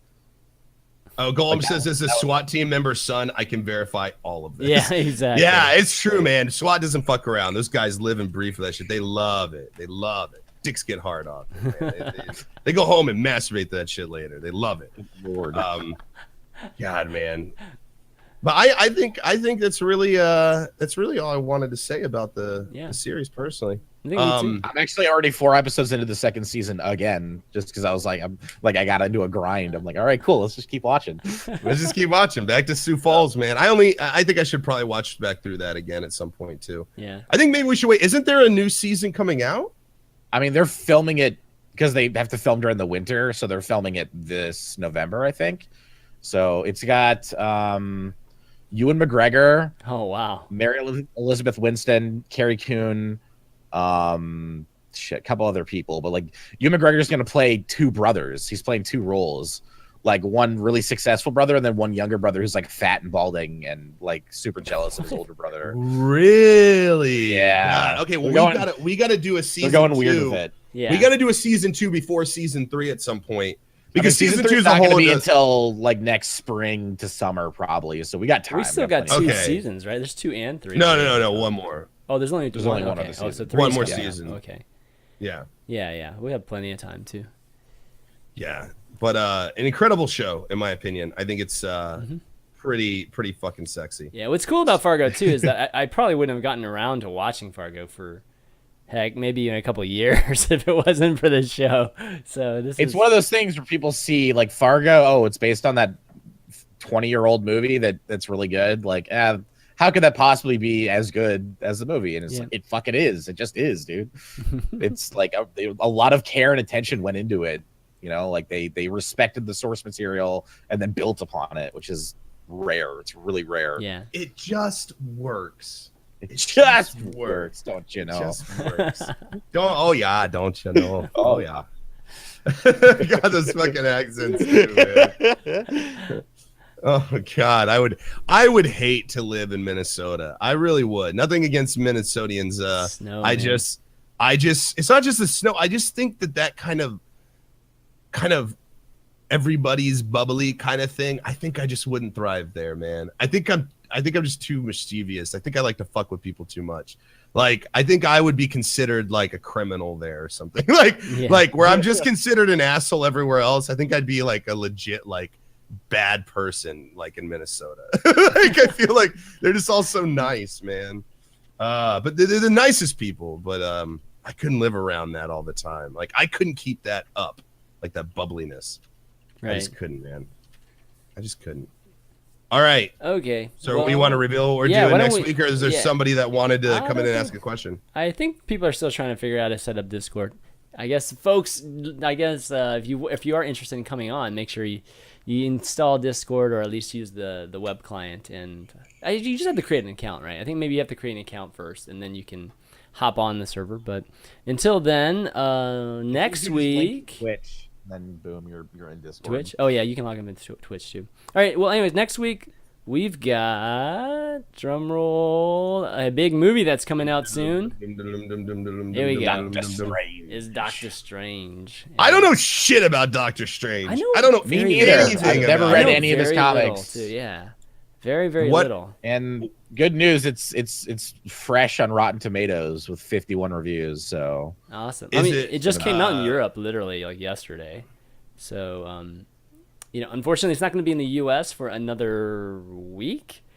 Wait, But what? you're at BlizzCon, right? Yeah. Yeah, it's coming out next week. Yeah, so for- I'll be in at the US. BlizzCon. That's what we're gonna have to skip a show. But when we come back, it will. What? In what world? In what world does another country, especially Europe, get a movie before us? They always do. Like, what? They got World of No. Warcraft before us. Remember that whole Really? thing? Yeah. No, I didn't. Yeah. I've always thought that like Europe gets things after us. Like they're always Movies- bitching. Movies. You know they what? get It's before. shows. You know what? I think it's shows. Like Walking Dead. My mods always, my mod Mythla always bitches about having to like watch it later or something. It's shows and games we get first here, and then movies they get first. So it's like, Really? Okay, I didn't know Yeah. that. The only thing I know about Doctor Strange is he is a magically based character, almost like Zatanna, I guess, in the DC universe. So he's like one of the few, or possibly the greatest wielder of what would be known as magic. Well, he can distort reality, so it's like Yeah, it's about astral planes exactly. It's and like alternate realities Inception and like stuff. I mean, it's Really? Yeah, Well, I mean, yeah.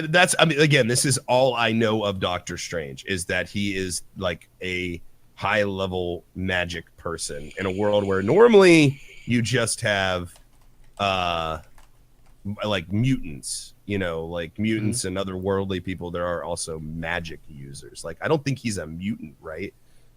no. No, he's a not. surgeon He's who loses his hands Yeah. and goes on like a spiritual quest to find himself, and then ends up learning magic, essentially harnessing his inner warlock wizard person. Yeah. Sorcerer, if it's a natural. That's like the ability. dumbed down explanation of it. I Find guess. your inner warlock.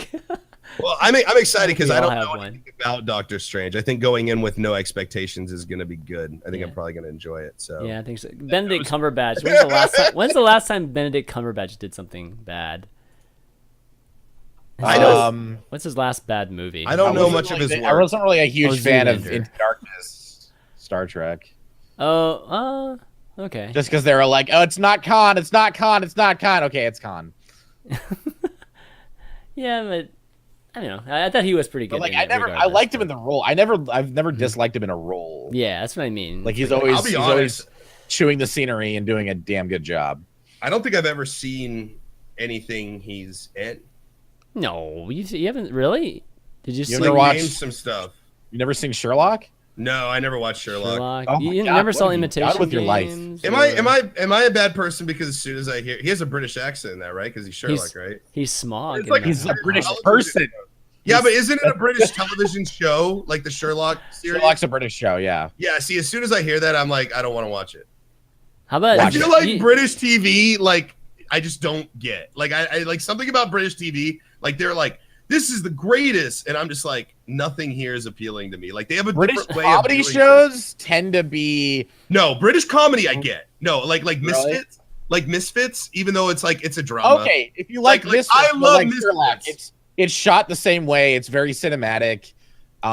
Every episode is like a 2-hour movie, like a self-contained case. Okay, I see. God. See, and here's So the thing watch is the that, like, first one. Watch the first one. If you don't like it, then you don't even have to bother with the rest because, like the only like real constant is Moriarty, who Yeah, doesn't even I come don't- into like the third episode. Hmm. I will probably enjoy it then. I'm not saying that like all British TV. I just have this weird mental block where I hear British television and I just go, I've got other things. I've got American shows to watch. Like, not so shitty. So But like I don't know. patriotic. It's not a patriotic thing. It's not a. It's just like the British people have a certain way of constructing and making their shows that for me is usually uninteresting. And I don't, it's hard to like make that critical analysis right here. You know, what's the difference between the two of them? But even the way, like when I first started watching high definition, I was like, I had such a hard time. My eyes literally saw British TV. The way they like film it, where it looks super real life. Oh, it's PAL. They use PAL instead of NTSC. Yeah, there's like a But, like, there's Oh, differences. okay. They've been yeah, recently that's switching true. over, especially for cinematic shows. Like Black Mirror was all filmed with like. See, now I love Black Mirror, and that doesn't Yeah. make me feel. But there's there's certain things that they do that are just different, and it makes me Yeah. not usually I like. agree with the PAL thing. Like it fucking bugs the shit It out of does me. look It looks weird, It looks yeah. like I'm watching a telethon. Like it looks so stupid. It looks like some PBS stuff actually sometimes. Yeah, no, exactly. It looks like a fucking. Yeah, that's what I'm saying. Yeah, it looks like real. Like they just. I don't know how else to explain it, but I guess you did. Just looks lower quality. That's the biggest thing. Yeah, but they've recently been shifting into like more higher quality stuff. Like actually not recently, like within the last 10, 15 years, they've been moving away from that.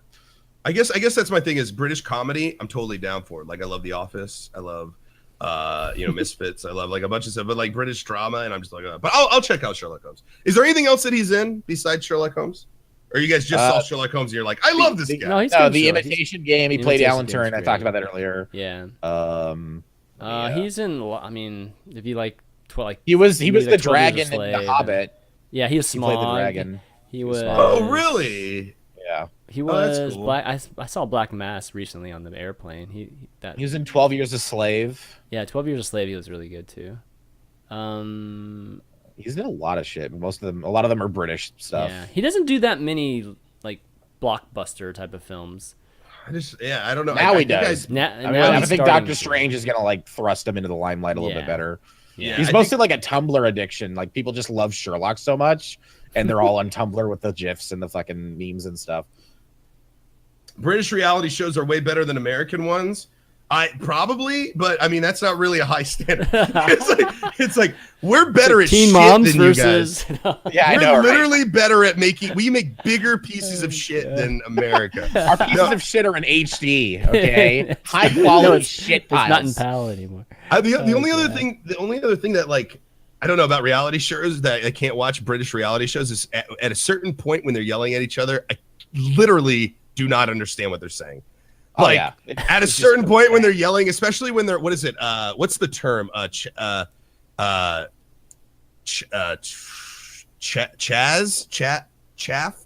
something like that, where they're like they're almost like the white trash of British society. I think it's Chaz. I think is the word. I know you're trying. It's a term like for the type. Like you usually see them on reality shows, and when they start yelling at each other. I have no idea what the fuck is going on. You know what, mate? You know, like all that shit, like all this. Is it because their accent's so thick, or what? The accents are so thick, and the lingo really starts to come out. Chavs. Chavs. Yes. Chavs, okay. What was I saying? No. Chaz. Was I saying Chavs? You said Chaz. Like I think I said Chavs. So like when the Chavs start going at it, man, I don't even know if that's like a term I shouldn't say. I don't know. No, it's not like derogatory. It's just straight up like it's like calling someone an asshole, basically. Well, I kin it more to like white trash, but yeah, I see what you're saying. But no, when they start going at it, man, like it just gets so thick and the lingo starts getting okay. Like Ezzy from what's the movie? The spy movie where the Kingsman. He's a chav. In the beginning of the movie, he's a total chav. Yeah. Well, like Kingsman.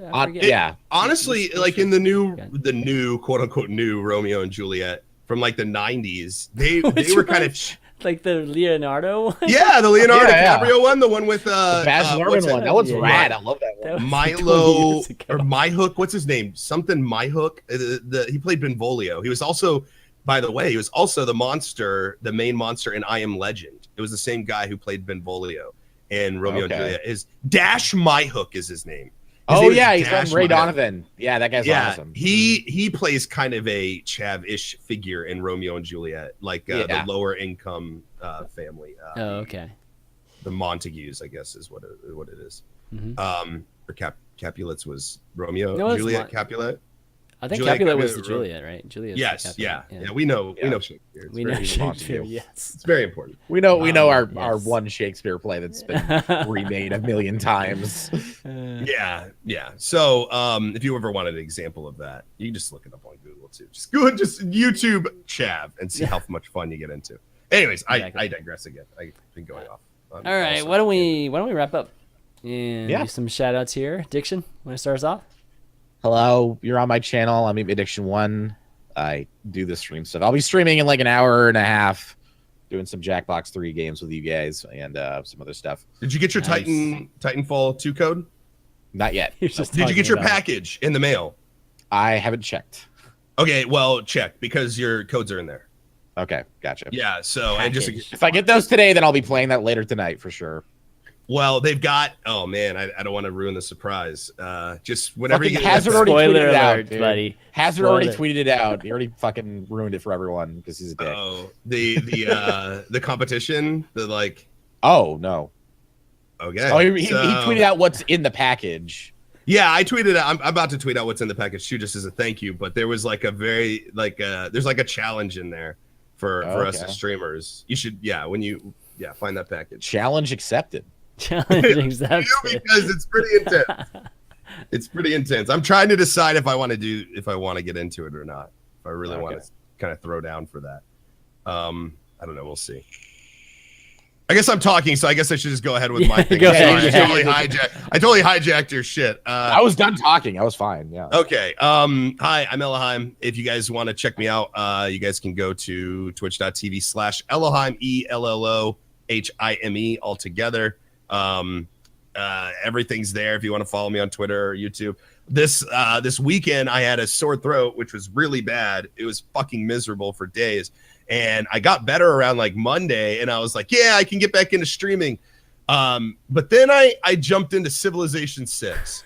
And I literally like Cora walked. I can't, man. I can't stream Civ 6. It's so boring. I think it is kind of boring watching. It's so boring. Like I would lose. Established as a fucking like 4X strategy streamer to get people to watch you do. I literally would walk out of that stream with less followers and probably less viewers than I would go into if I streamed. But yeah, Cora literally came into the room and was like, "Hey, I really miss you." She was like, you have to shower and eat at some point. Like, yeah, she was like, Adam, you've got to clean this room. Like, you've got to take care of yourself. I'm like, babe, I've been playing Civ 6. I've been playing, like, it came out when, I've only been playing it like the last 3 or 4 days, and I've got like almost 100 hours in the damn game. Like, it's stupid how much time I put into it. So please stream, Civ, though, man. You can't play Civ for like a few hours. You have to play for like a day, like days. I just something innately boring about watching Civ 6. Like I would love to play it, but I know if I streamed it, it would be the most dull thing because I get too laser focused on what I got to do to multitask, and I can't commentate and read chat and shit. Strategy games don't work for me when I stream. Yeah, I think it doesn't work. Here's another thing too. I think the most intimidating part of streaming it is you feel intimidated to learn in front of people while you're trying to talk to them, while you're trying to finish your turn. So it's like I'm trying to learn and I'm trying to talk, and I think now I could probably stream it and do okay because I feel like I have a really good idea of what I'm doing because I've been playing a shit ton of it. But at very first, I would never stream it. But anyways, I'm done. If you guys want to follow me and whatever, I am considering this challenge from Titanfall 2. We'll see. Awesome. And I'll close things out by I guess promoting my stuff. Everything that ends in ChanManV. So Twitch, YouTube, Twitter, Facebook. If it ends in ChanManV, that's me. And you can find the VODs for this show as well as a bunch of other shows that I do in Hearthstone and Overwatch over on my YouTube channel. And I debuted my game show last week, by the way, guys. I don't know if you guys caught that, but I debuted it in the Overwatch community, so the Overwatch edition, and it was a lot of fun. So you can check that out here. Cool. One of these days, I should have you guys on it, and whatever. We could probably figure out Overwatch. I want to be on an Overwatch show. Fuck yeah. No, it doesn't have to be Overwatch. It's not just Overwatch. Like the game show, we'll do anything. We'll do freaking Fargo. whatever, right? Like it's just. You already did it. No, I'll take the rapist for 500. I'll take the rapist. That's therapist. There you go. Therapist. I'll take the rapist for 500. Oh my god. Anyways, you can mightier. That's the pen is mightier. I'm sorry, I'm done. No, but here's a question: what is the V in ChanManV? It's supposed to be 5, but everybody just kept calling it V, so I just adopted the V after a while. No one likes Roman numerals, man. Are you like a quintuplet? No. The whole story. Okay, the whole story is that I used to play like Warcraft 2 pretty competitively back in the day, before like esports, or at least Warcraft esports was anything, or RTS games were anything back then. And at the time we were playing on Cali or whatnot. There were 4 ChanMans at the time. So it's just like, oh, I'm tired of people just asking me if I'm that ChanMan. So I just So you're ChanMan number 5. I'm the 5th ChanMan, all right? Why didn't you I just am the choose best. one? Why But didn't I you am make the yourself the best. one? Yeah, That's because there was already one that predated like way in the very Okay. beginning of Warcraft. So I was like, I don't okay, know. I'll put the Chan V makes you on kind it. of an underfoot figure. I Not mean, a lot of charisma. actually, with them. there might not have been 4. There might have been like 2 or 3 of them. But I was just like, the V is just a nice round 5 is like much better. And then there was already an X too. There was like a ChanMan X that played a different game. So people would ask me about that too. So I'm just like, damn. I just You should have been like Chan Boy. No, that's my son. My son's Chan Boy actually. Oh, your son's Chan Boy. But he could be Chan Son. Chan You could be Chan Son. Boy. Oh my That way God. you don't have to be Chan Man and like Oh share it God. with a bunch of other Exactly. idiots. Well, those guys are gone too. Oh, there's a type racer guy too. That's maybe he's ChanMan X. But I always get, oh gosh, I'm a big fan of your typing and shit. I'm like, that's not me. That's not, apparently there's a super fast typer. Chan Boy V does sound more dirty. Yeah, especially at my age, dude. Come here, That's Chan crazy. Boy. Exactly. But no, I'm going to be at BlizzCon too this week. So if any of you guys are at BlizzCon, definitely look for me. I'm probably going to do I have to do some meet and greet for this World of Podcasting like the Thursday before BlizzCon. So if you guys want to, and it's in one of the hotels, like right around the convention center. So if you guys want to come check that out, me as well as a bunch of other Blizzard podcasters like Garrett, A-Move guys, and Scott Johnson, all those guys, we'll all be there. So yeah, come check us out. But Cool. That's going to be it for spoiler alerts this week. So for me, Eat My Addiction, Ellohime, myself, ChanManV. We'll see ya in 2 weeks. Watch Doctor Strange, guys. Watch It's Doctor strange. Strange.